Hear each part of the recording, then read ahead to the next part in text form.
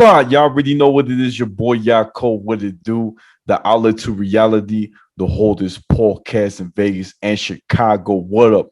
This is the place where you want to hide from your drama or maybe hide from your baby mama. Just kidding. But anyways, fans, thank you for staying tuned. Don't forget to like, share, comment, and subscribe. Cha-ching! And today we have a very, very special guest. Is one of my favorite cousins of all time, Mandy Garcia. What's up, girl? Hi.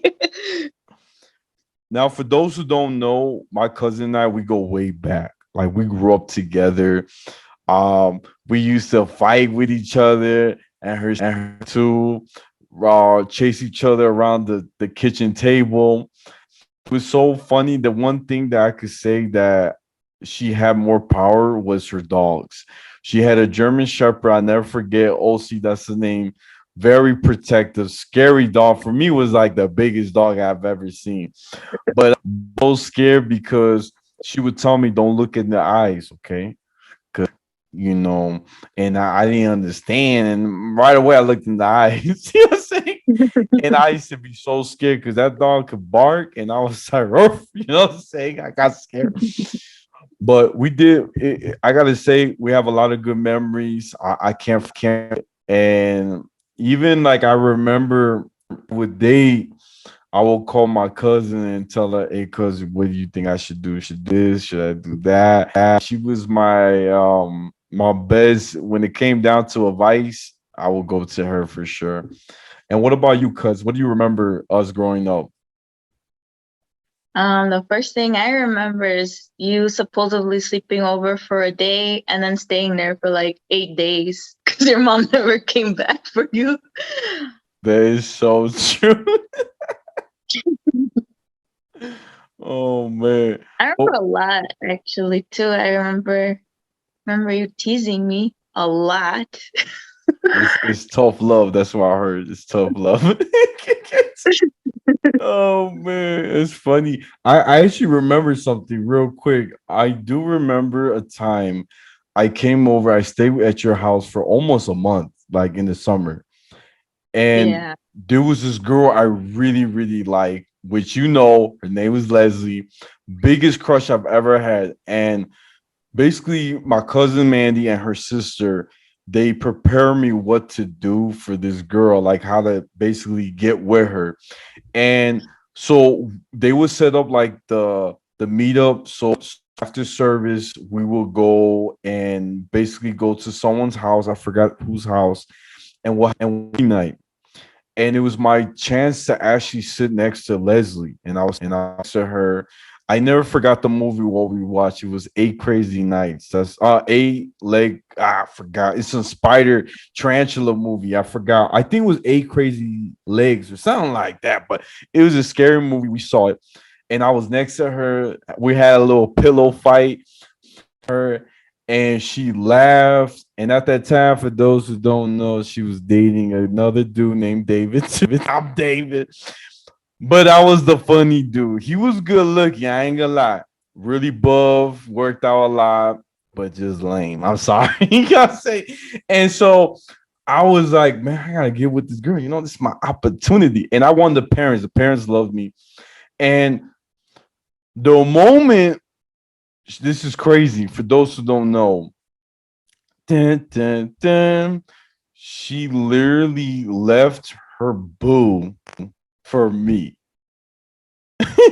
And so I'm gonna tell you how it went. So basically, she went to talk to her boo and said, "Look, I'm gonna be honest. I don't think it's gonna work out, and I'm I'm sorry, but we gotta break it off." He cried. He cried because I think that was his first love, and I laughing. Oh, But you know how dumb I was as a kid. We got together, so happy. A week goes by. It was time for me to go back to Chicago. And you're not gonna believe this. Me being dumb and not being smart or brainstorm. I broke up with her when I moved back to when I went back to Chicago. And my cousins were, oh, you do that. You could come every weekend, like and see her. just stay the night with us, and then you could go see her. And I wasn't thinking straight. So I called her up and I said, look, girl, I'm gonna be honest. We have to break up. I live too far. I can't see you. You too far. So a couple years go by. I would say 15 years go by. I go see my cousin Mandy. I forgot what was the event that I went to go see her. So she happens to be there, Leslie. And Leslie, do you remember me? She goes, I don't know who you are. That's what she said. And I was like, dang. That was like a real rejection, real life, true story. But it was a crazy time. I just thought about that. I had to share that. But Prima, do you remember that we used to watch SpongeBob? Yes, a lot of it. I remember also we used to do the karaoke thing. I don't know if you remember. We used to go to that karaoke restaurant. Yeah. It was a Guatemalan restaurant. It was called Antigua something. Yeah. Oh my God, I'll never forget when we went and then you were supposed to rap some reggaeton song or whatever in Spanish. And then you couldn't. You kind of got like tongue tied and you stopped halfway in the song and you started making up your own like rap, saying something. Your name was Tony and you liked macaroni. I like You're my burrito. like, and then at the end, everybody clapped for you, like the loudest. Like, oh my goodness. That's so true. I do remember that. I was so embarrassed. I turned red. You And were not even embarrassed. You were laughing. I mean, I did turn red. I turned purple, probably. You know what I'm saying? Oh man, no, that was true. That's a true story. I do remember that we had good times. I was gonna pick your head a little bit about SpongeBob. What was your favorite SpongeBob episode, Hmm, that's kind of hard. or a scene that you can remember from SpongeBob? For sure, I don't like the new season. Sorry, but I like the old ones, like right from the movie and Pat and behind.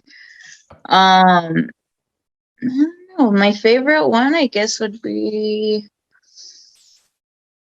I use it a lot as this phrase with Mr. Krabs when I think SpongeBob was trying to make him feel young or something, and he keeps asking him like he was saying he has that feeling that he was looking for, and every time SpongeBob and Patrick would do something with him, they would ask, "Are you feeling it now, Mr. Krabs?" And I use that phrase like on a daily basis. Oh, for real? You know what phrase I use a lot when people take so long? I go 2 hours late today. Or they do that. They do that all the time. But you know what's crazy too? Nickelodeon, was it Nickelodeon that made SpongeBob, right? So they announced, I don't know if you saw on Twitter, they made an announcement that they said this is during the LGBTQT history month. They said that SpongeBob is homosexual. And I'm gonna be honest with you, I wasn't a big surprise for me because there's a scene in SpongeBob where he's with Sandy. For those who don't know, she's the hottest squirrel I've ever seen. She's wearing a bikini in the bottom, like yo, she looking fresh, and she got a little bubble astronaut bowl just so she can breathe. So there's a scene that SpongeBob went to see her at her house, right? Probably one of the first earliest episodes ever. And Sandy has a big crush on SpongeBob, and it looks like she wants to kiss SpongeBob. And SpongeBob doesn't get the hint. Either he don't get the hint or he just don't see her attractive. And all he keeps saying is, I just want to see Patrick. And I was like, yo, bro, you have this girl in front of you, and you don't see the clues that is so pretty. You trying to go with Patrick. And Patrick ain't even good looking. I might as well send you to Plankton. He's better looking. You know what I'm saying? So when I heard the announcement, I was like, I mean, I wasn't surprised. You know what I'm saying? Like SpongeBob, he's goofy. I love him to death. A great show of all times.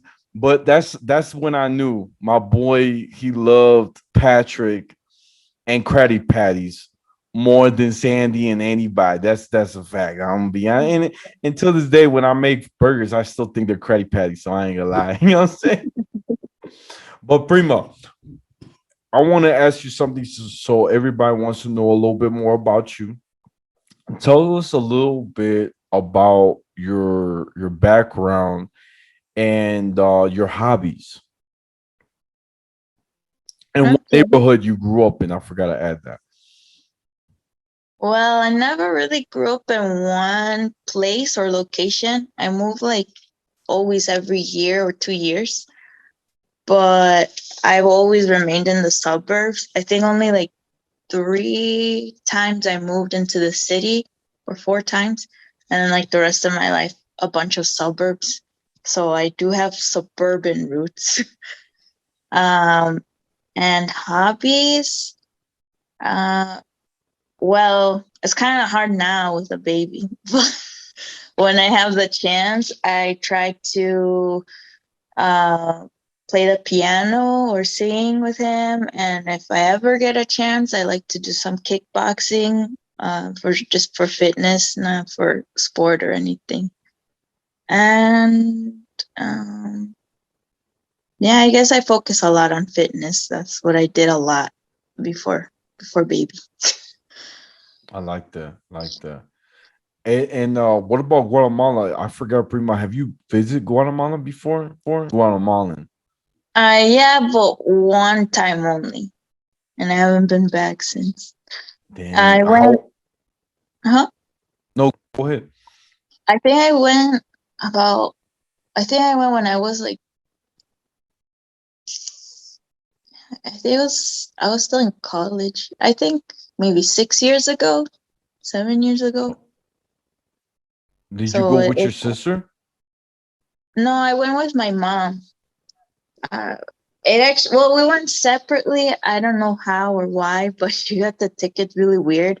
So she went on one day, and I went by myself in the airplane, which was really really sketchy because it was like the cheap airplane tickets. So at first it was an American airline, and then uh, I think I arrived to Mexico, and for Mexico it was really sketchy. Like every single gate you would go to, it would change where that the flight was going. So like you couldn't rely on your ticket. You just had to ask around and hope you weren't gonna be sent to the wrong country. It was really scary, but yeah, it was pretty intense situation. Damn, girl. Get a little kind of like any like. Do you remember anything when you were at Guatemala, like of the family, like any good memories? Yeah, I liked going to Huehuetenango. So it's like very like I guess the English word would be like villagey kind of place. It's very humble, but I honestly really enjoyed like to see everybody how the little things that would make them happy, or uh, just seeing how different lifestyles was really really interesting to me. And the touristy places were pretty cool too, like La Antigua, and the city too was pretty different. Like to see all those different locations, I really enjoyed. Like um, from the village kind of look place and the city, and seeing that contrast, even in the people, and uh, how polite or courteous they were, was Oh pretty. wow. Yeah. No, that's pretty much no, that's what's up. I haven't been in Guate for I think like last time I went had to be like 2017, I think, or 18. And it was a quick trip. It was just a week, but It was good to see the family, but man, I can't believe I'm getting older, man. I ain't young no more, you know what I'm saying? But Prima, I wanted to ask you something. So now that, because I'm gonna get to, well, actually, for those who don't know, I'm gonna be honest with you. My cousin is the best. I'm gonna be honest, mention her a lot in my episodes.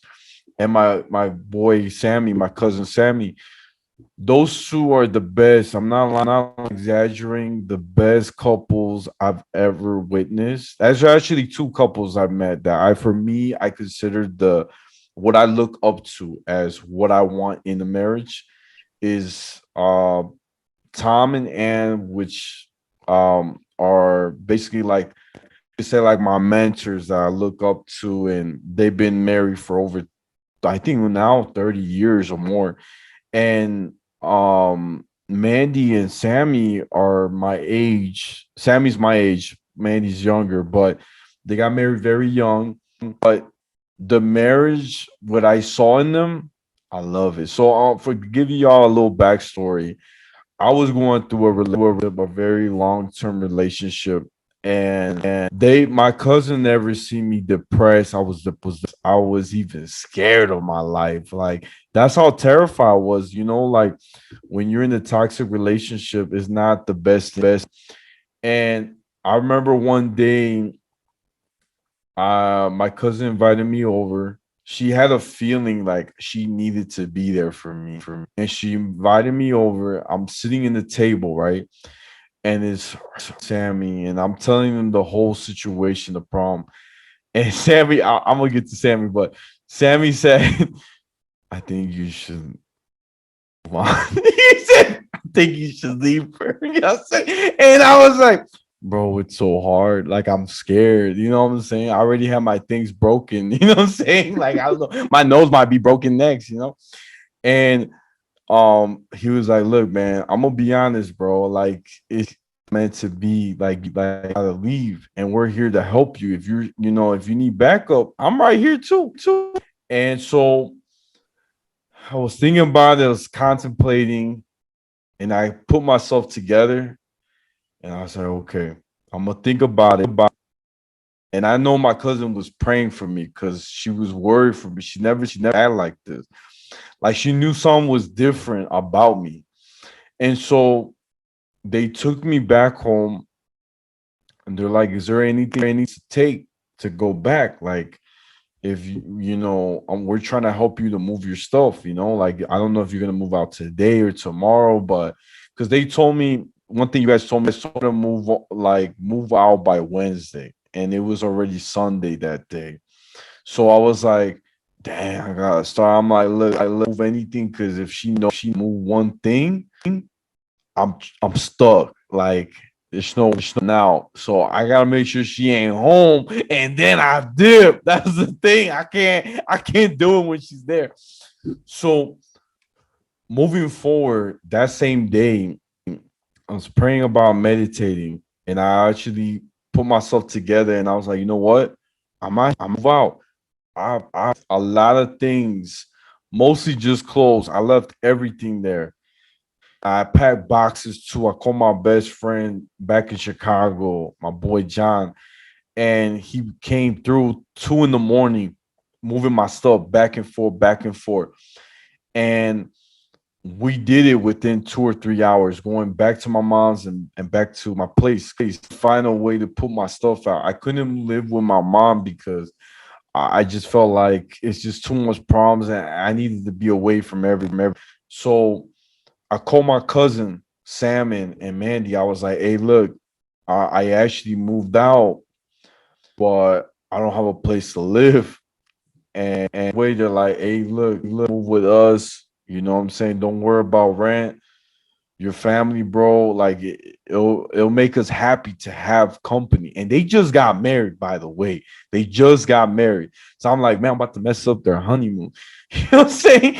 So I was right away thinking, dang, I can't, you know what I'm saying? But I didn't have a place to live. So I'm like, all right, cool, let me go. Now, Prima, I'm gonna say something real quick. and I want you to hear your input. But one thing that I remember you saying, right? You're like, David, now that you're free, now that you're out, not the only crazy in the world. Like that's a red flag.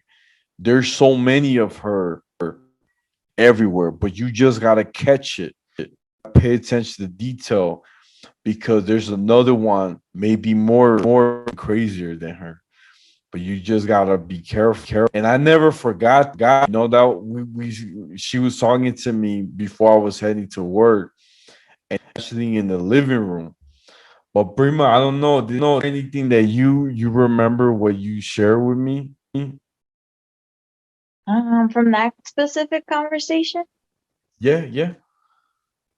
Yeah, I told you from now on, when you look for a serious relationship to pay attention to those cues, to pray about it, to look for the things that you knew were off with her, and now apply that information with whoever you meet, like their background, their family. I don't remember too much of what I said, but if but I know that the main thing was getting to know them as best you can. I know it's kind of difficult because those kind of toxic people are, they're good at hiding that side of them. That's why they're toxic, right? They're charming. Uh they lure people in and then they manipulate. So there are things that you saw that I remember you mentioned. I don't remember what specific example, but there were things that you said that you noticed with her that were off by her personality, things she would say, things she would do, her reactions, her emotions. And well, now I know that's called like emotional intelligence. So I remember you telling me just different patterns you noticed with her, and I was telling you to watch out for those when you date someone, and to take your time, be their friend, and see how they treat the people closest to them. I remember, yeah, I remember that the most, seeing how they are with the people closest to them. That's good, Prima. No, it's true. I mean, I'm gonna be honest. Like, I want you to share a little something too. Is how did you guys, you and Sammy, right? I know in the first and easy being together when you're married, right? This is a whole different chapter.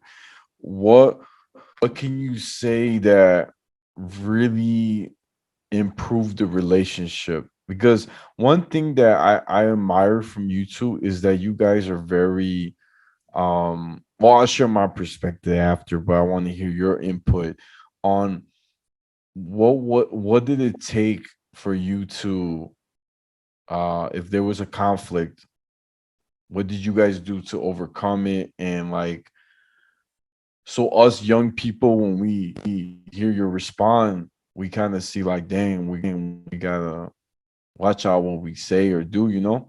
But I guess my question is, what what I guess what lessons or what did you learn during marriage, and to the point where you guys are at right now? Like, what did you guys do differently?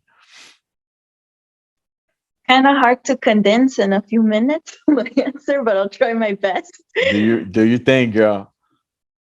It's a couple things. Obviously, my number one advice that I was given, that at the moment I didn't understand, and I was really frustrated because it was so general, but it was true, was putting God first, going back to Him no matter what the problem is.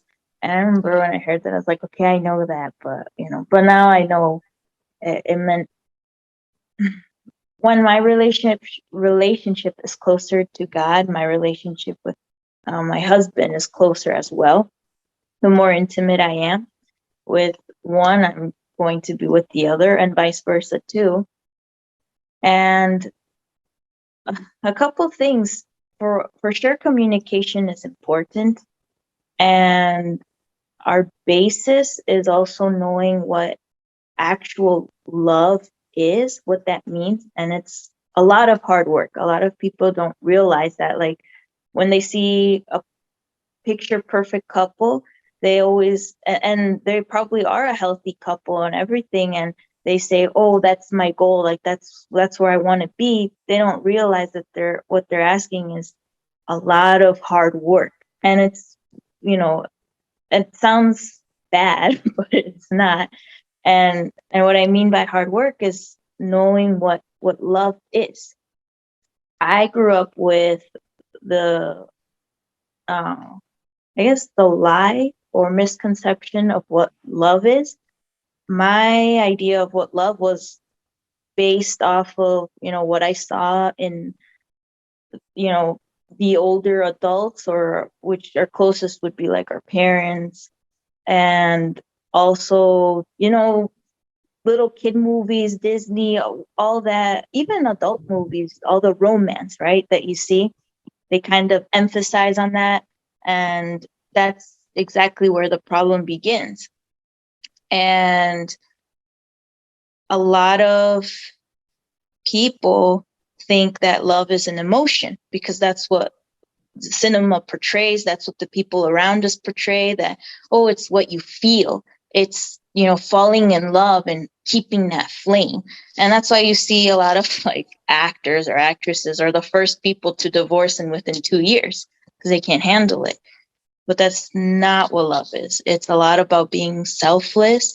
It's deciding to love someone, which I know a lot of people don't know about or don't like to hear about, but it's what it is.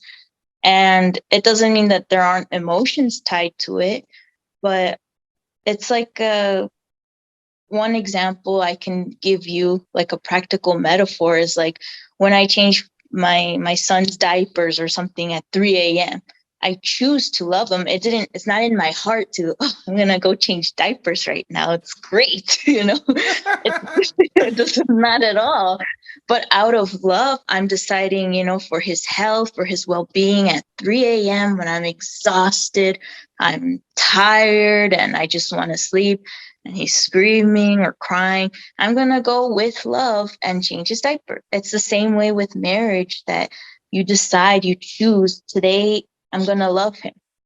And no matter what, I can only control what I do, right? Or what I think, what I feel. So on my part, we're all going to get hurt from the person we love. Like, you can't have one without the other. It always happens. But you have to be willing to forgive them. And even if they don't say it, or ideally you communicate about it eventually and you get over it. But the first step is individually.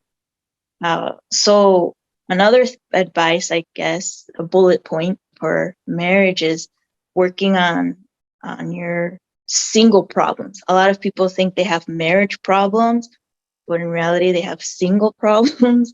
So a lot of the things I thought I was upset about, or I would get frustrated, I didn't realize I would reflect and that there was actually something wrong with me. There was something I had to work on on myself. And that's part of why it's important to have a relationship with God, in my opinion, as well. To have a marriage work so I can change and become a better person and improve.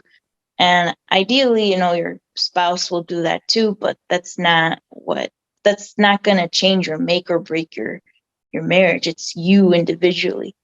And there's a lot of advice too. Like, there's this I'm sure I think I showed you, David, this pastor.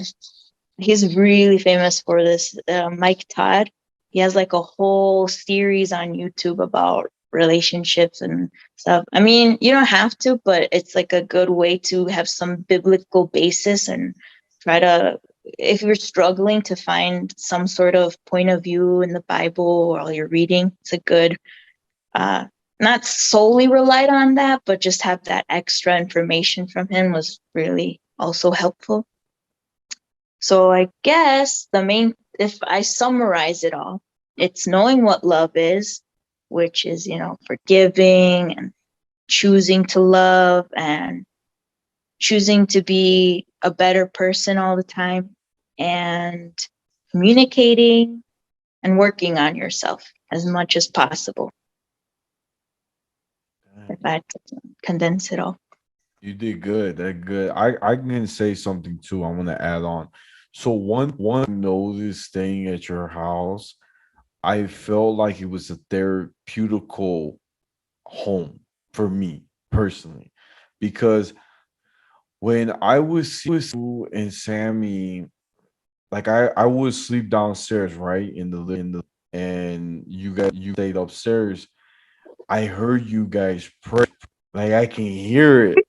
And I thought that was the cutest thing. Like I was like, dang, that's cute.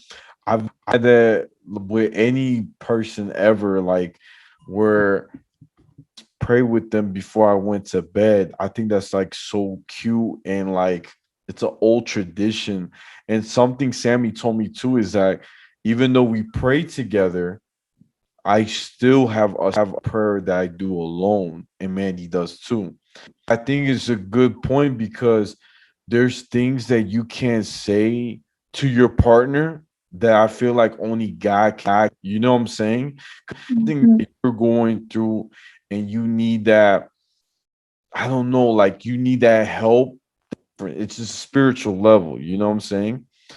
And eventually God will help you out. And you know what I'm saying? And I feel like sometimes we just need our little space. That's like your little space that you need, your little private time. Really love that. And I feel like, and I remember, Mandy, man, me growing up, I never cooked, right? Because that was shocking to me that when you got married, you're like, damn, I'm gonna make some chicken, and you made some chicken. I was like, damn, this my cousin really cooking. Like, this is this real? Or this YouTube? You know what I'm saying? And my cousin, she was throwing down, but I noticed that she cook and Sammy would wash the dishes and put stuff away. And I love that because that's like teamwork, even in the movie Bride of Chucky, there's a scene Tiffany says, treat her right. She said, if she wash dishes, you better cook something good. Well, actually, it was all the way around. If she cooks, you better wash her dishes. It takes two. You know what I'm saying? The message was it takes two to make the marriage strong. Pretty much, that's what Tiffany was saying, and I like that. I think that was beautiful, and it's just so it's amazing. Like I always look back and I like, and that's the marriage I want. I don't want to know what the movies show you. Nah, I want that. Here's another thing too that I noticed, right, from my other example, Tom and Ann, the people that I grew up as a kid. They're like my parents, like they kind of raised me too because they'll read to me when I was little. They taught me my colors. And one thing that they said that I noticed is that when one of them was mad at the other, I've never heard the other one name call, like using names or using curse words at each other to put them down when they're angry. I never saw that. And I think it's beautiful because young kid, you actually remember things you like that. And if they would have said things to hurt each other, it would probably be a for me. And now I would, in my head, would think it's normal to be like that. So I think it's beautiful. And one thing that I notice, I'm a step in the relationship a little bit, but one thing I really like is that they both. So Tom was a graduate, got his degree, and he was ready to marry Anne. And Anne said, I'm not gonna get married until I get my degree too. And I'm established. And I love that. I was like, dang, she a boss. She a gangster. Her husband waited, right? He wasn't her husband yet. He waited And she finally got her degree. She got her business going. And then he noticed that. He's like, dang. And they got married. And one thing I really like is that he was patient. It taught him to be patient. And the second thing is, what I love is that they hire an architect to build their dream home together. And they both share their ideas, what they want in their house, which was so cute. I've never seen that in the movies, never. But I thought it was so cool to see that. And I just love that. And like that, it sticks to me. You know what I'm saying? Like it really um it makes different when it comes down to marriage. Like I be very careful. Me and my cousin Mandy, we come from a very divorced families. A lot of our 80% of our families are like all divorced. It's like almost like a common thing. Like it's like, oh, right on. You know what I'm saying? A rite of And passage. right. But we don't want to do that. So I feel like we want to break Mhm. that curse that has been part of our family. And that's why the person that I'm going to marry, I have to be very careful. Like, even if this person, God forbid, but if she does something that, like, this cheats on me, right? I don't put it out there. I'm sorry, guys. Sorry, ladies, too. Everybody. If my partner cheats on me, like I was saying earlier, it's not about the emotion of is you decided to love that person, right? It's a other thing you have to think about. You have to forgive them through the bad and the good, right? Am I right? Right? Mhm. I hitting the hitting. So if my partner cheated on me and she told me, babe, I cheated, I can't give up. I have to fight for her. I can be like, all right, you know what? I didn't put that ring on you for nothing. You know what I'm saying? I didn't put on my savings account on that ring for nothing. But I be like, I'm gonna fight for you. Now, it does come to the point. Now, it's okay a little bit, Prima. But there does come a point if my partner continues to have the same habit, not cheating, but other things that piles up, Mhm. and I'm trying to work it out. I'm trying to work it out. And she finally gets a lawyer and she gets the paperwork and we end up divorcing. I didn't divorce, but Mhm. through the process she gave up, right? Mhm.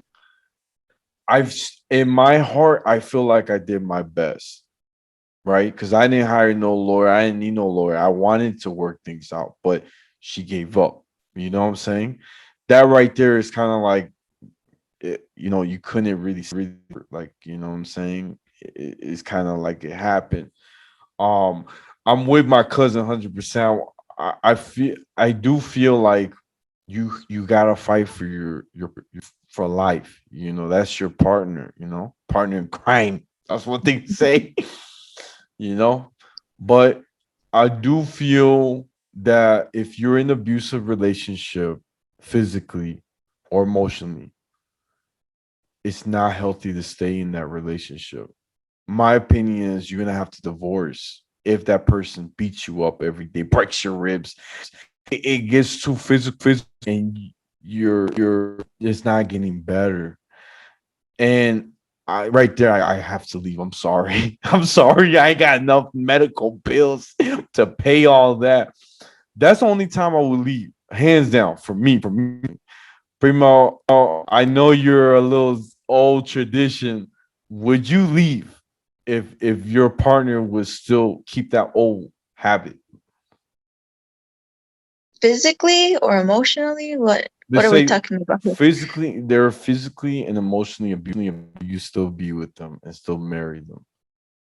You didn't know that until you got married, by the way. So it wasn't like Okay. it just came out of nowhere. Well, it did come out of nowhere, but Yeah. you didn't know until you got married. When you live with them, that's when you found out. Well, yeah, there's a safe way to go about this. It's not, if you're not safe, you do have to be away. I think there's difference. That's why I'm going to word this carefully from separation and divorce. I do think you need to separate for your well-being, for your safety. You can't stay there until, because this happened. People beat people until to death, and that's not right either. But I can't say I've heard testimonies of both sides, of people who stay and the person changes and they relied on God and stuff. There's other people where they ended up separating, for some time, and they both healed eventually. There's like a public one too. Like I remember this pastor, uh, they had to separate, I think, for like 3 years, and they both had to work on themselves, right? Like what I spoke about earlier about single problems. But I can't say there's one way to do something, or they're like put a situation into a box. I think every case is different.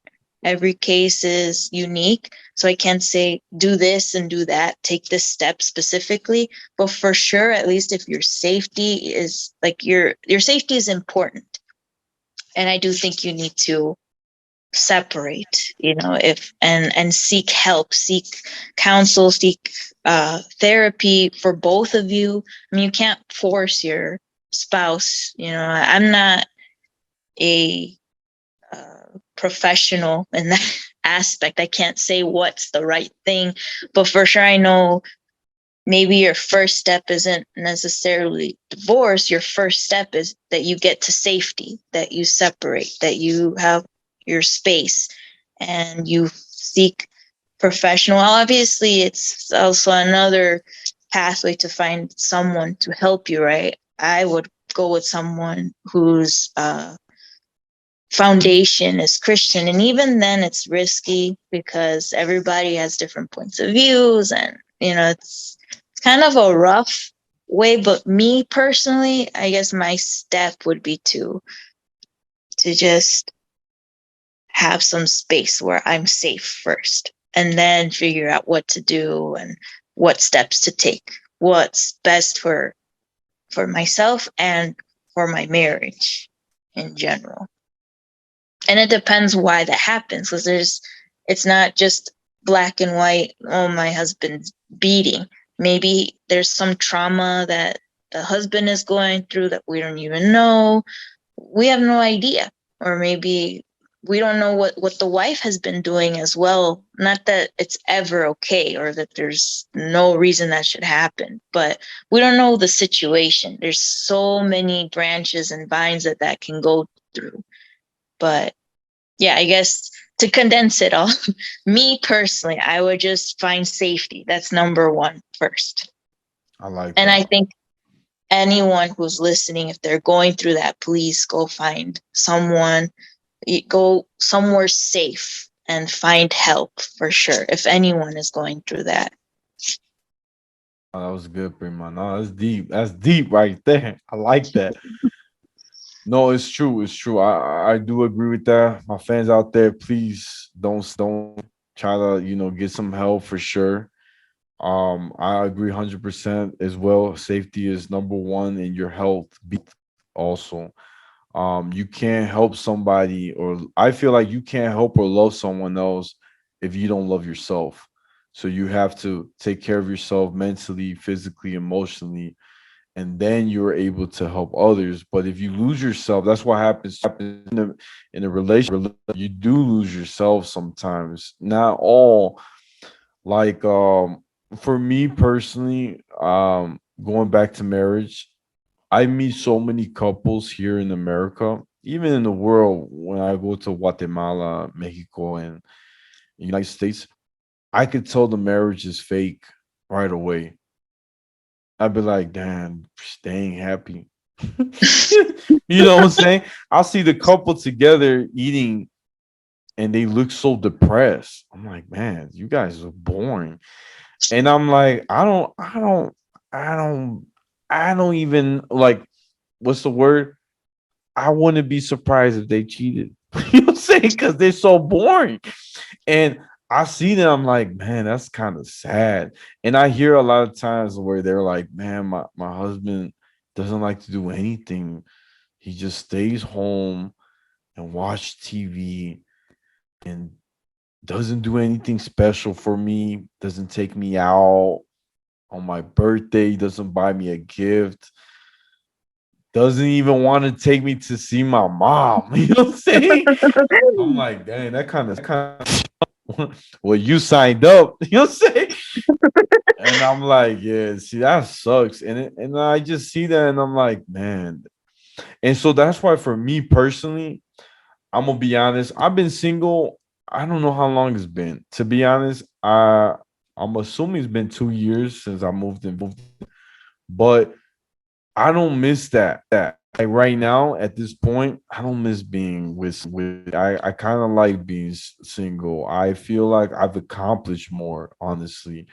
Um, Sometimes when you have your own space, you can do things on your own. Like you were saying, Prima, having that self growth, you know, marriage, don't forget about yourself that you have to give to and improve, right? And like,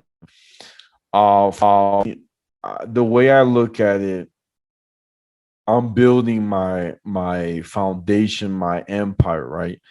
And when I'm ready to find Mrs. Wife, Mrs. with the flu or with the boo, don't matter who it is she gonna be ready, and I'm gonna be ready to be there for her. But I want to build myself up so that way when Mrs. Wife comes, I'm ready for her. Like I'll be like, babe, I'm ready to provide. I'm ready, yo, rock, you know. You know what I'm saying? Yo, broomstick. That's kidding.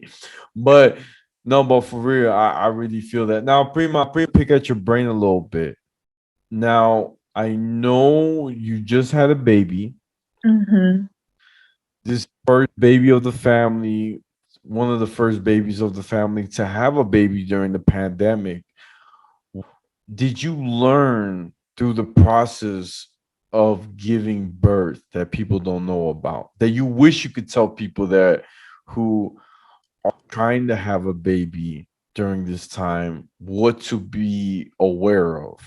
I know the first thing I'm gonna pick at your brain that I already know that people don't people that when you're giving birth, doctor is helping in the procedure, they are you have to pay when the bill comes, you're paying for each doctor. That's what people don't know about.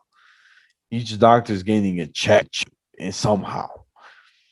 But I want to hear your perspective, Primo. What is it that people should be aware of? You know, the or operation. There you go. But go ahead, Primo. Of what it's like to give birth, like the experience, or Yeah, or specific to in the pandemic? the pandemic, the experience, or what to look out before they want to have a baby, like things that they should be aware of. There you go. Well, that one is one of the big ones that you hit economically. I mean, a lot of people that I know, they get a lot of help from the government or they don't pay a single dime. And it just kind of depends on your economic status, I guess. But if you have insurance, it depends on your insurance too. It's gonna be very pricey for some people. Uh, I mean, yeah, it just depends. I can't say where the line is, or I'm not sure, but I didn't expect to have those big hospital bills like to pay. That was one of the big shockers for me. I thought it was all, covered by insurance, and maybe some do, but probably not most of them. That was one of the biggest shocks. Another is, I guess, like for the girls, actually for the guys too. You just can't be prepared for it. I can't. that's the best way I can prepare someone, is you can't have any expectations. You don't know what's exactly going to happen, your body and your baby, you don't know. And I'll give you like a quick insight. For most of my pregnancy, I did so many birthing exercises and breathing exercises, and Sammy was there educating himself as well. Like, we were at a team. One thing I would say that's important no matter what is that what I already spoke about in marriage, that's important too: communication.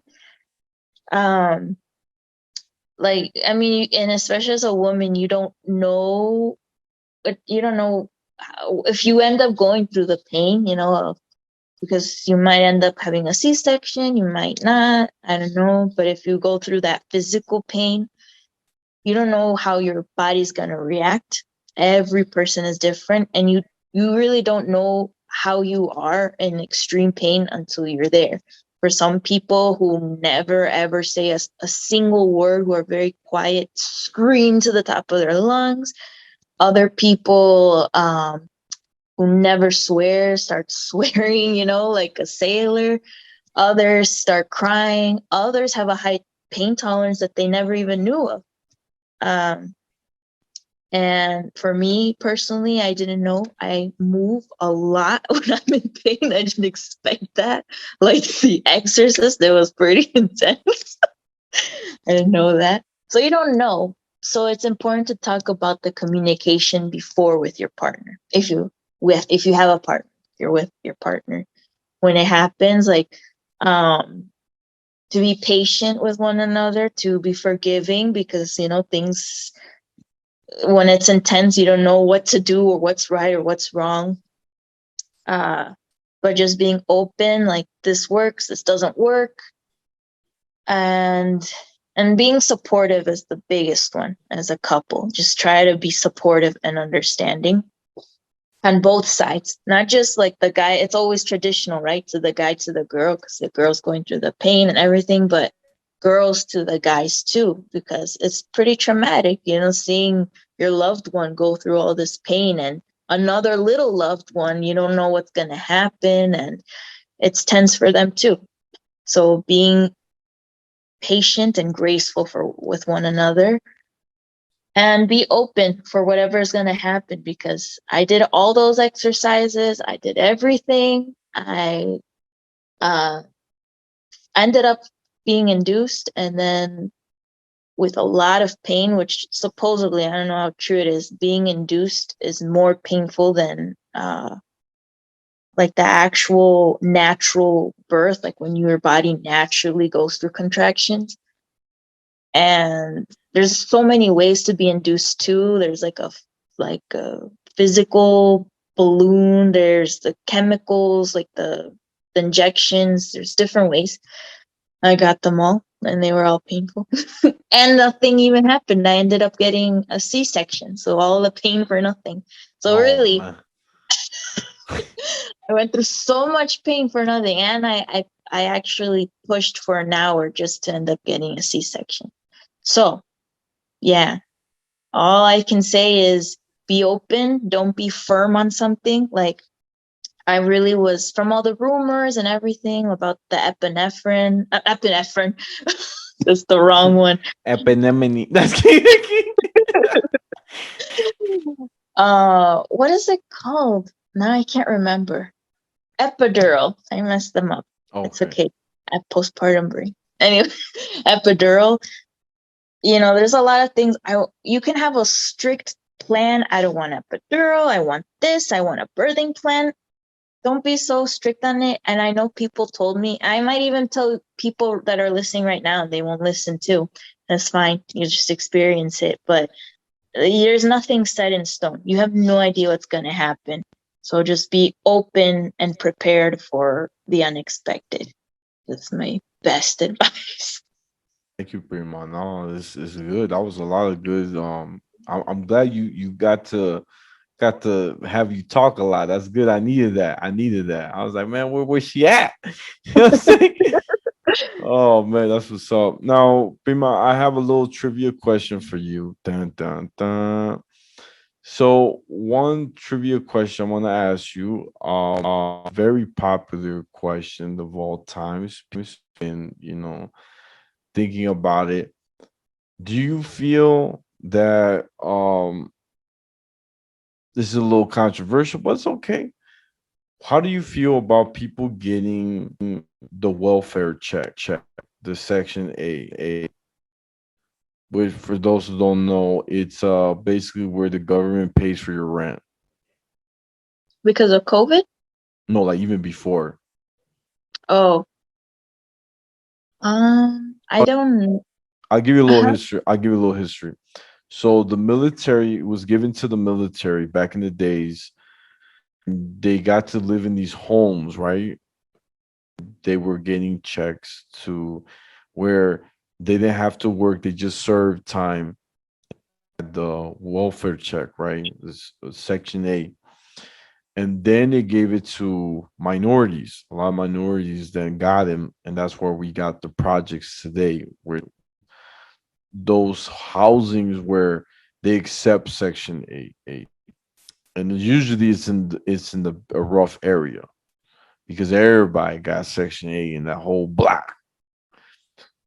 So what I'm trying to say is, do you feel that we should keep them for America?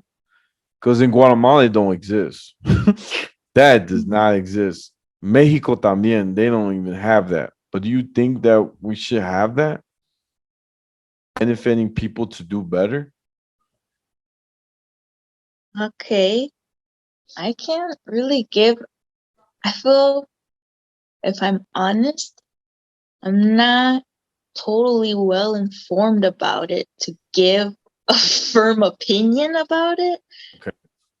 But if I had to, it depends. I don't know if for who that's for, what's like if it's for people who are getting minimum wage, if it's people for uh in difficult situations, people, I don't know who exactly what situation people get that, if they're going to DMV shelters and they're getting that. I don't know. So would it help if If I what? if I share a story, Yes. like examples? Okay, so Okay. I have a friend that his grandma had the Section 8. Now, for when you get the Section 8, um, you are getting, like I said, your rent is getting paid for. You're getting the link card where you can get groceries with this little card that looks like a debit card, and you can get groceries. Now, the thing is, the moment you start working, they take away Section 8. So it got to the point where um a lot of people that got in this has been passed down to generation. So my friend grandma, right? His grandma had it, and it passed down to his mom, and then his mom had it, and it passes on to her kid. They've never had to work ever. So come accustomed to not working because they're like, oh, I don't have to work because I'm gonna get this check, right? Nice check. Mhm. So that's one story. Another story I'm going to share with you. I had a friend of mine who was in the same college with me. He literally put in the application that he lived in the cemetery. That was his address when we was down. Um, He said, there ain't no address. They're like, you had to live somewhere. He's like, yeah, I live in the cemetery. They're like, no, there's no way. No. He's like, yeah, I ain't got no pillow. I ain't got no bed. I live next to tombstones, if that helps. He got the welfare check. He got the second. He has a beautiful apartment, by the way, and he played the system. He got it, and he ain't got to pay rent. I mean, he paying rent with the money of the government, of course. So mhm. the thing is you my little perspective about it. So for me, I feel like it really makes people lazy. My opinion. Now, I do believe if you're a single mom, okay, you may need it. If you're not working right now, because you can't work, you just gave birth, you need to stay home. But if you look at other countries in the world, like Guatemala, Mexico, the best examples I just gave, that thing does not exist. You got you working for sure. They're working. They got probably two jobs. I can say about women, they can multitask. I've seen my mom breastfeeding and ironing the her husband clothes at the same time. I can't even do that. And answering the phone too. You know what I'm saying? You ask a dude to do it, he'll be like, put the baby down and let me start ironing. You know what I'm saying? So that's one thing I noticed, but I feel like with um outside America, a lot of people that don't have the support economically, they find a way to survive. And that's my thing. I think honestly, man, for me, I don't think it's very beneficial. You see a lot of Latinos. You see it happens with the Latino community and the African American community get the benefits from the government. I think it's good. Don't get me wrong. There's a lot of benefits you can get, but it limits you from getting out of that click that um that set. Cycle. Uh-huh. You know what I'm saying? Because if you look at I'm gonna put it out there. If you look at an undocumented immigrant that moves to America, not knowing the language, not knowing the the the state or country, but the way to make to have a house. You see them having houses, even saving money to put back to their home, to their family. You know what I'm saying? Mhm. I think that's beautiful. I think nice. That's motivation. Um, uh, so that's my. I don't know if that helped Primo, but that's pretty much what it is. I try to do my best, give some examples. But so now, what do you think now from what I just told you? I think I'm sure there's always gonna be people who abuse the system, even if it's something beneficial. There's always gonna be people cheating off of it, or yeah, I'm sure it makes some people lazy, and for some people, it's like it's unfair that they have that. But I wouldn't say take it away because I'm sure there are some people that really need it, and in different situations and different scenarios.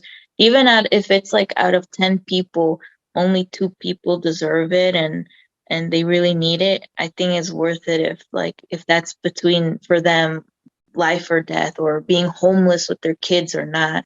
I think it's worth it.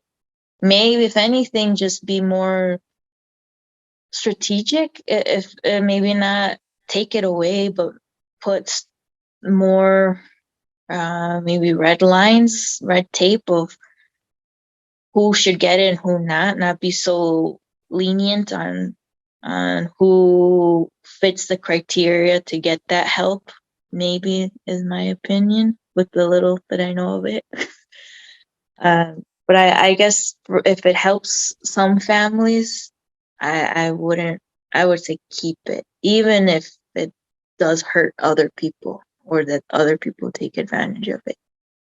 I love your answer. That was great. That was beautiful, beautiful. Very smooth and not too harsh. Let's keep.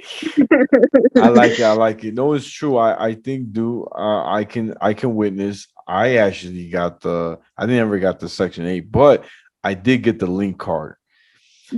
I never thought I would get it, and I got it. And at that time I was living. I was making like 600 every 2 weeks. I was barely making. But when I got that link card, man, I was so. I only had like 20. I think they only gave me like $40. I'm like, man, that $40 will be gone in the same week. That's dumb. It's stupid. I was like, man, I was so mad. And you know what my mom would say? My mom always said this: people that get the link card, they lazy. And I said, Mom, I actually got it. She's like, que chingado, how'd you get it? I said, Mom, I applied. You know what I'm saying? I applied. And I applied and I got it. That's what I told her. And it was just crazy, man. But it's funny. My mom, she's funny, but um, yeah, I can see both ways. On some people do deserve it, some people don't. Um, but like I always say, if you can't find a job in the state you're at, you got to move to a different. That's the secret. Because look at, like I said, going back, look at all these immigrants that are coming to America. They're finding jobs left and right. And if they can't find it in Texas, they'll go to Chicago if they have to. And if they go to Chicago and no hay, they go to California. And then if they go to California and they find a job, then they stay. You know what I'm saying? So that's how I feel the same, man. I feel like if you can't find a job here and you're still homeless, like financially you're struggling, you gotta move to a different state. That's the secret. Or move to a different country. That might be the best decision. One thing I was shocked, if you go to Mexico, a lot of people that move them or migrate are Asians in Mexico. All the best restaurants I've ever been to that are Asian based restaurants are all Asian owners. And the kitchen, the people that work in the back, you would think they're Mexican, but they're Asians. And I was curious to know, why is it like that? Even in the Middle Eastern restaurant. And the reason why is they don't want to share their secret of recipe that they have. They want to keep it for the family, that little recipe. But look, they're making a new life for themselves. Learn Spanish. You have no other choice, man. You gotta learn Spanish. If you go to Mexico, you gotta learn Spanish. But in America, it's a little different. You can actually You can actually speak Spanish and get your way. I'm beyond. Spanish has become so popular. It's the second most spoken language in America. See what I'm saying? I feel like if you can't work, you gotta find it somewhere else. They always say this: if one door closes, many doors open. Just gotta keep trying to give up. Like, look at this. I was living in Chicago, for example. My parents moved from Mexico to come to America to have a better life. Decided Chicago was their way to do better, and they did do better compared to back home. I feel like that was a legacy that was down to me because my family migrated to a new country and a new state. It made me want to move to Vegas because I felt like nothing was really going on for me in Chicago, and I wasn't doing anything. I was too comfortable. And you remember that song, Mandy? We used to sing it together. It's one of my favorite songs growing up. It goes, where you go, I go. Where you stay, I stay.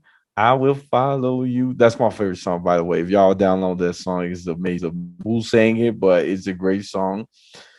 Is it Hillsong that sang it?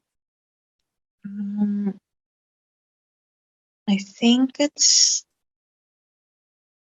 want to say, I don't want to say because if I don't really know. Or I is want it? to say Chris Tomlin. No, Oh, yeah. It might be Tomlin. Tomlin? Is it Tomlin? it might be. It's not sure right at the top of my head. I can't. I don't know. I'm gonna look it up, but that's a great song. But Yeah. You can put the link at the bottom at the end of your. yeah, I'm gonna your put it here. But that's actually in the part in the Bible where God is telling, I think it's Isaac, he's telling him to move, right? Right. But this where he got that lyric from is from there, where that quote, like, where you go, I go, where you stay, I stay, I will follow you. Meaning that if God wants me to move somewhere, I'm gonna go. But if he wants me to stay, I'm gonna stay because I gotta trust in you. I gotta follow you. You know what I'm saying? So I feel the same. Chicago too. My life was felt too stationary, so I felt like it was time for me to move and to go to a different state and start all over. And I really felt that God found. He knew that this place was for me. He knew it right away. It's a party city. I ain't gonna lie. It's a party city. And honestly, man, my head is getting bigger. I'm sorry, guys. But the mic the headphone was like falling off. But I feel like, moving here, I've never met so many, first of all, religious people I've ever met here in Vegas. And it inspired me that God really, even though this is a sin city, we have a lot of bad things that happens here, but I love it.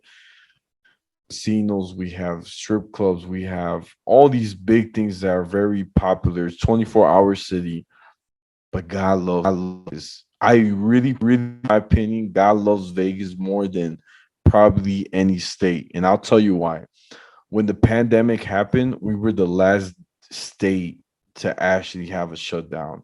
We also had the lowest cases for COVID. That's number two. You shocked to hear that. You would think we would be number one, honestly, because we're the Sin City best. But we and I look at that and I was like, when I went to one of a family house, right? It was a very Orthodox Jewish family, and I just hearing their conversations and that they're not a gambler, right? And they don't really go to the strip, right? The strip for us is called downtown, for those who don't know.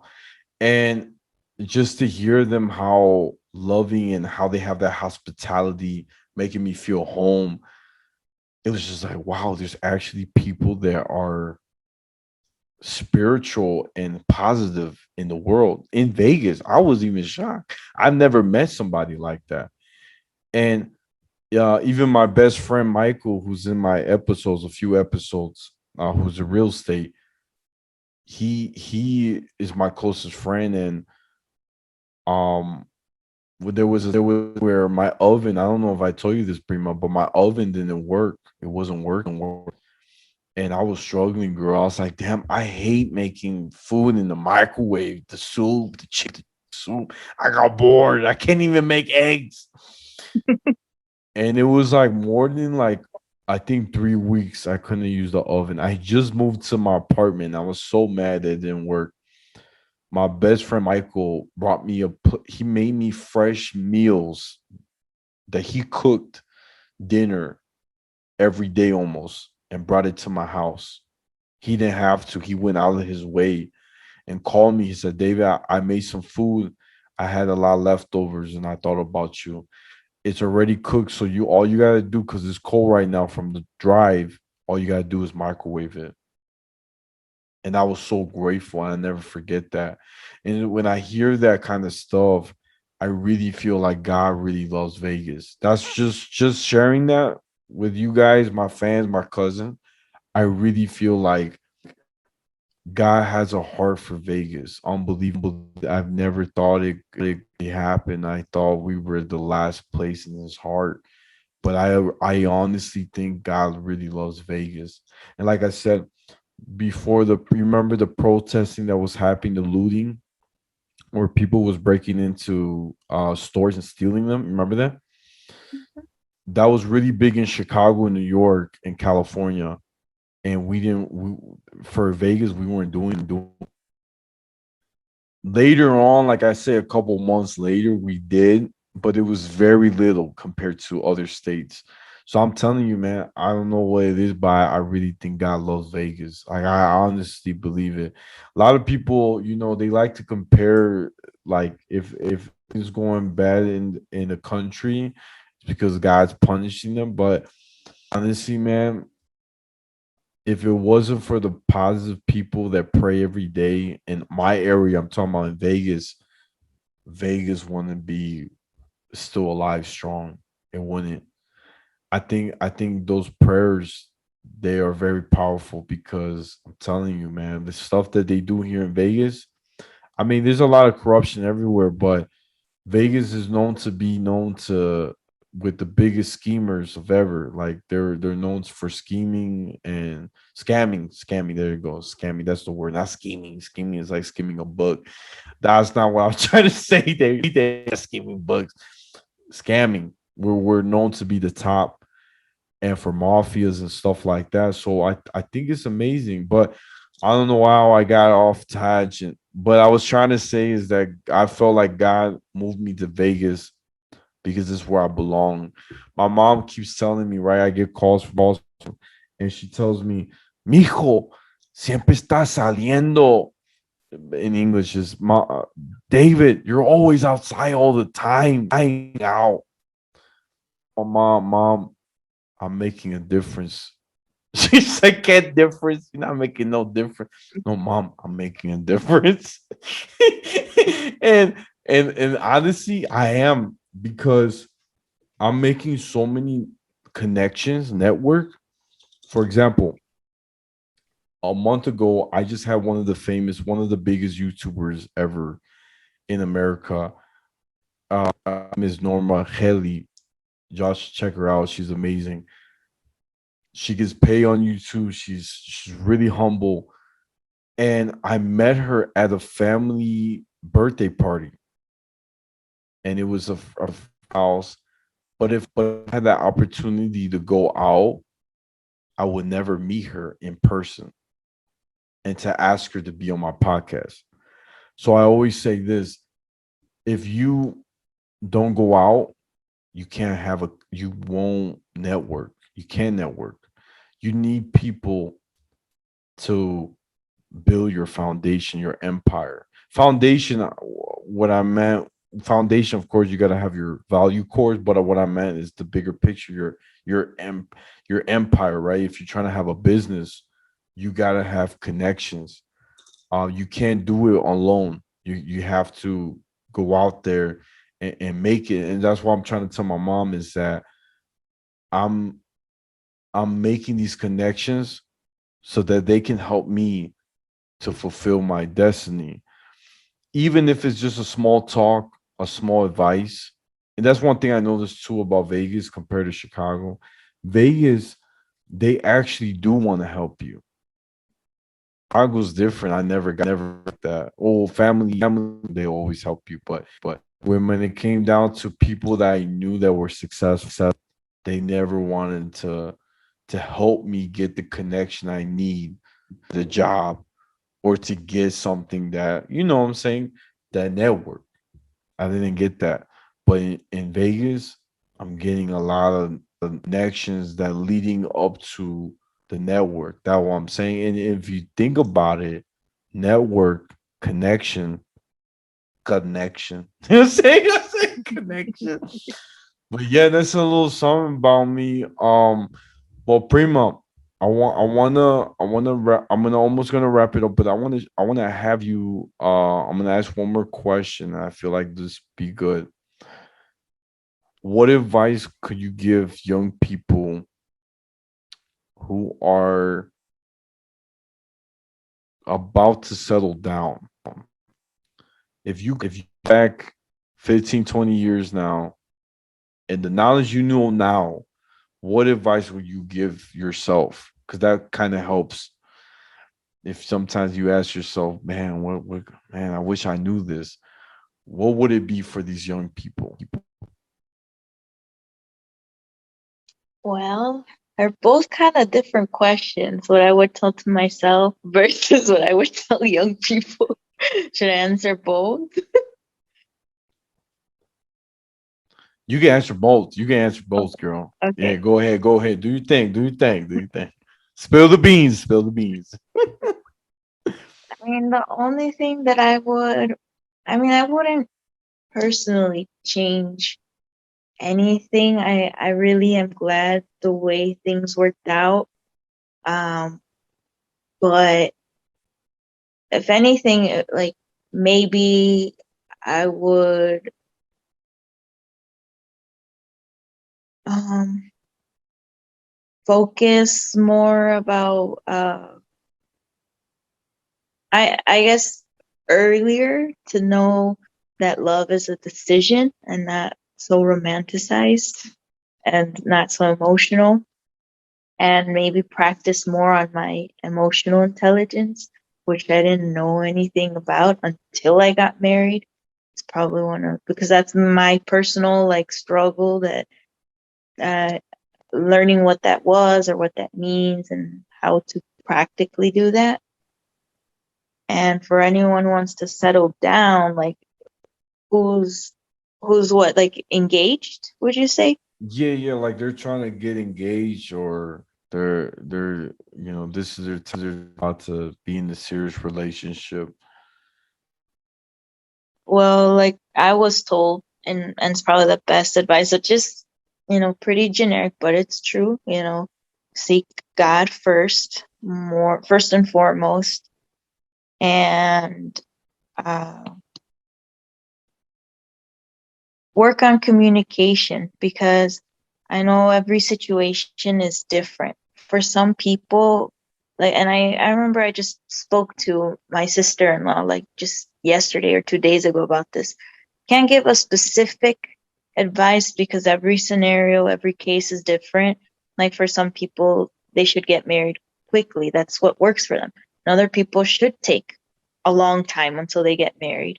Every situation, not one is right or wrong. It just depends. There is a right and wrong, but for each individual couple, and only they'll know if they have a relationship with God.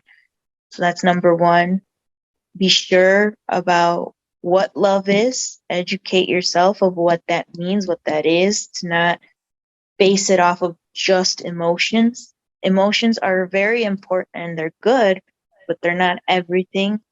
They're, like, I've learned this vocabulary of, they're indicators, not dictators.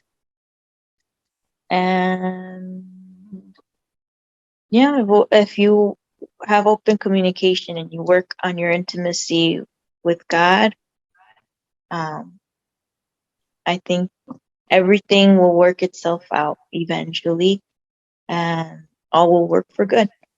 And I guess if anyone relates to anything I said or would like to talk more about this, or anyone listening just wants more advice or wants to hear something, or rant or vent in whatever situation they are, whether in marriage, which I know we spoke mostly about, or about kids, because we kind of skimmed the surface about that. Uh, I'll have, if you don't mind, David, you put my contact information there too, uh, just to talk more about it if they want to, or need help or advice. I know we talked about some really deep stuff too, uh, or heavy stuff.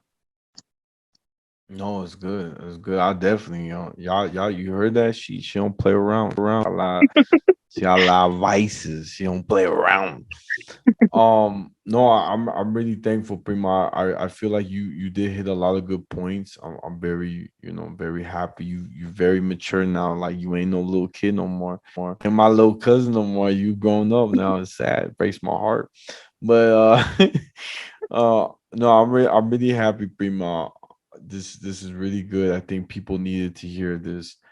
And was there's one thing I was gonna say. I think it was kind of funny. I'm gonna wrap it up, but this is a funny story I just remember. So for those who don't know, you don't know, my fans should know by now, but I am a big collector.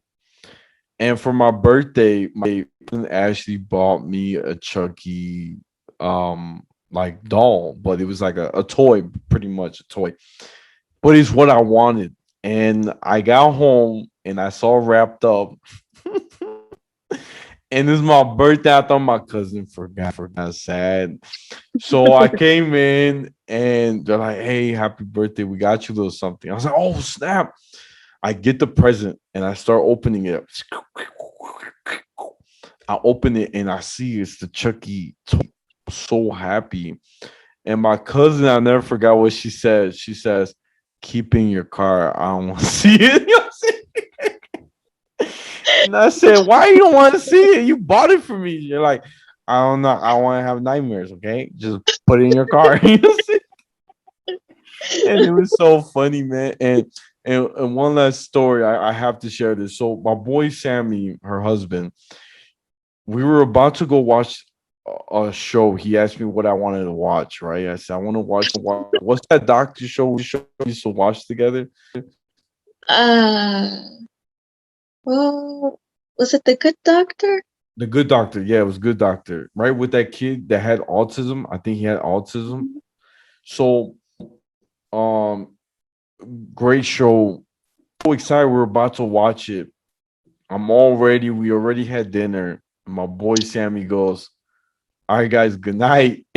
Goes upstairs. And then Randy goes, I guess that's it. Guess I gotta go to bed too. And she goes to bed. And I'm going, man, what happened to our show? We didn't watch nothing. I got sad, and I never forgot that. That was my favorite thing. But yeah, it's a really good experience. I'll never forget. Funny times. And yeah, I was sad. I was only with you guys for like a month and like 2 weeks, but it was one of the best times. You guys are honestly the best roommates I've ever had.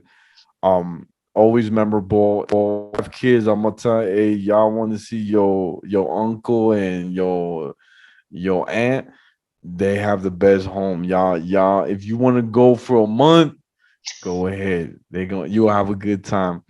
But yeah, I just wanted to share that real quick, and I'm gonna wrap it up, guys. This is the Outlet to Reality, the holdest podcast in Vegas and Chicago every Tuesday. Don't forget to like, share, comment, and subscribe. Ching! Y'all know where to find me. I'm on Instagram, Apple Music, Spotify, YouTube, the Outlet to Reality, and my Snapchat is Take One Pass It, and my TikTok is at Yaakov 28. And Prima, where can my fans find you on Facebook? Are you only on Facebook? I'm trying to remember. You're only on Facebook, right? Or Instagram? I have an Instagram too, but if I'm honest, I don't remember what. I just go on it. I know I made that account like many years ago. I know it has my name on it, Mandy, Is but Mandy Locks, right? I think so, but I can't remember where there's like a hyphenation or underscore. I think there's two, but I'll like confirm and send it to you. Any information. Prima, please. I appreciate it. But yeah, guys, thank you. Peace.